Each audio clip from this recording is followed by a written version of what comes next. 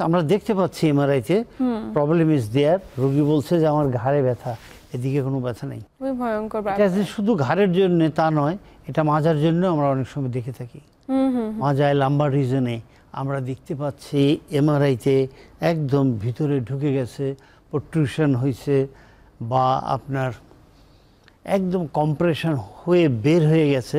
রোগী বলে নো, আমার পায়েটায় কোথাও কষ্ট নেই, আমার মাজায় কষ্ট, লোকাল প্রবলেম।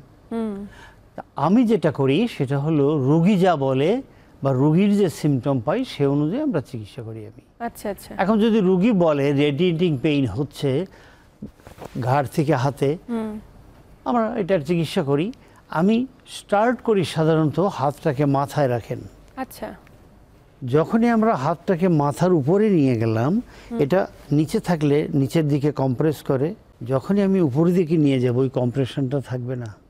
অধিকাংশ সময় রোগীদেরকে মাথার উপর হাত রাখতে বললে বলে যে আমার ব্যথা অনেকটা কমে গেছে, আমার এখন খুব ভালো বোধ করছি আমি। আচ্ছা, মানে শুধুমাত্র এই মুভমেন্টটুকুর জন্য? ইয়েস, বাট এরকম ডেফিনিট মুভমেন্ট নাই যে আপনি এই মুভমেন্ট এখন নেকের করবেন চলে যাবে।